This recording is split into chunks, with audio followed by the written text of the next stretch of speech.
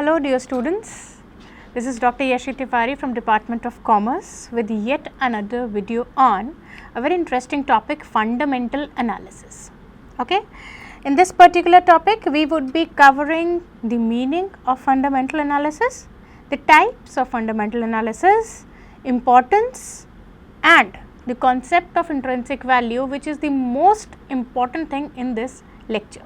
Let us move ahead talking about the meaning of fundamental analysis. It is a method of assessing, as I said, the intrinsic value of the stock, right, and it gives you a fair value of the stock or an enterprise, and such analysis helps you to identify the key attributes as to whether this particular stock is worth investing or not.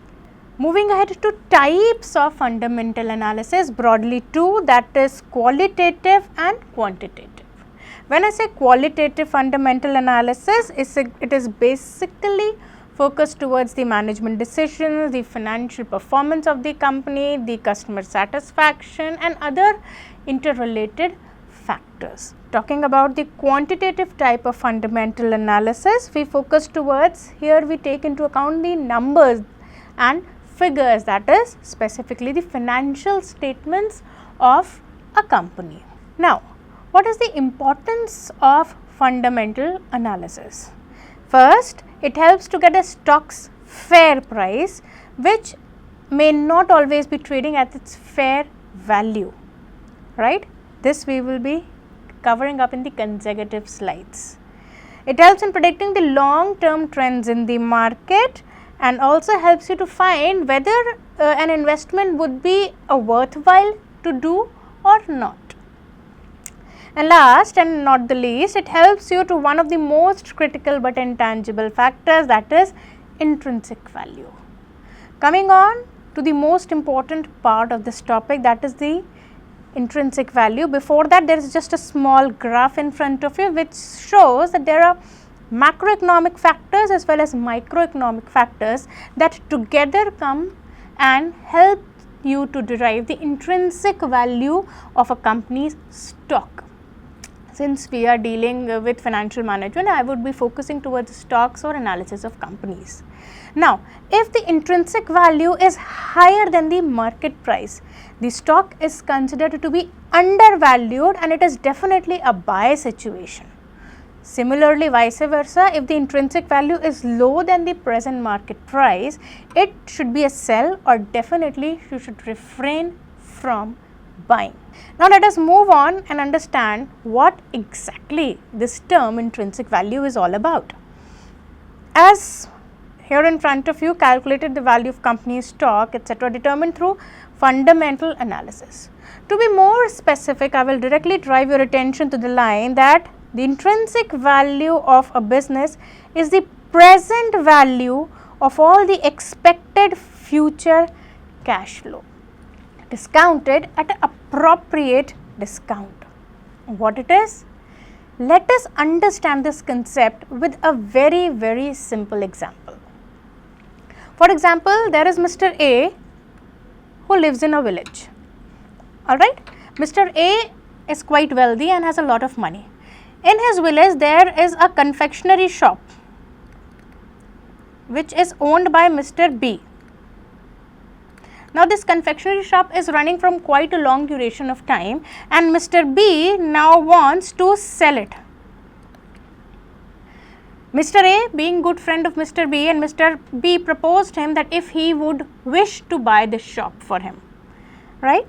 If Mr. B would wish to buy this shop for him. When he proposed this idea to Mr. A did not know any of the market price of the shop. Although that shop was placed in a very good locality, the people were quite happy with the kind of service provided by the shop. When Mr. A came to know about that idea, he thought of working on the same. He had a bit of knowledge about finance and hence asked Mr. B to furnish him with the last 10 years financial statements. When he got the last 10 years financial statements, after going through in-depth studies, he could make out that the firm has been making stable profits since the last years. Apart from that, when he also came in contact with few people who were their customers of the shop, they were like quite happy and contented with the shop. At this present juncture of time, Mr. A was able to finish the quality analysis of the shop, and he concluded that yes, the shop is worthwhile to be bought. But now, at what price? Now comes the intrinsic value. Now, to dig on the intrinsic value of this particular shop, Mr. A, after looking into the financial statement, could see that company has been able to draw subsequent substantial profits of, for example, 10 lakh rupees. And generally there was no credit policy of the shop, rather the customers kept on working on cash basis. So, we can directly say that all these 10 lakh was directly converted into cash, which in financial terms we talk about cash flow from operating activity. So, as of now the profit is how much? 10 lakh, and or we can say this profit of 10 lakh also we can call it as earning of 10 lakh. Now, Mr. A could estimate that it would be decent, since the company is doing well since so long, that he would be happy if he is able to draw 14% of return every year. Talking about 14% of return every year, it means if earning is 10 lakh, required rate of return, or you can say the expected rate of return is required rate of return is how much? 14%, and it can also put in decimals like 0.14. Computed with this formula, we come across a figure of that would come across 71,42,000 something, like to be very specific 857. So, in short, the worth of the shop at present would be 71,42,000 approximately, and this particular price with a 14% return every year would fetch Mr. A a profit of 10 lakh rupees. So, this is what, again to the definition if we come, the present value of the expected future cash flows. Now, how did we come across this?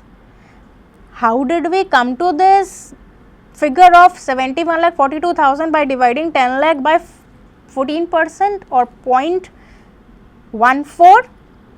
This is where we come across with the concept of DCF, known as discounted cash flow method of valuation. This concept of DCF, that is discounted cash flow method of valuation, we would be covering in the next part of our lecture, which is a very, very interesting topic. So, stay tuned till now. For now, thank you so much.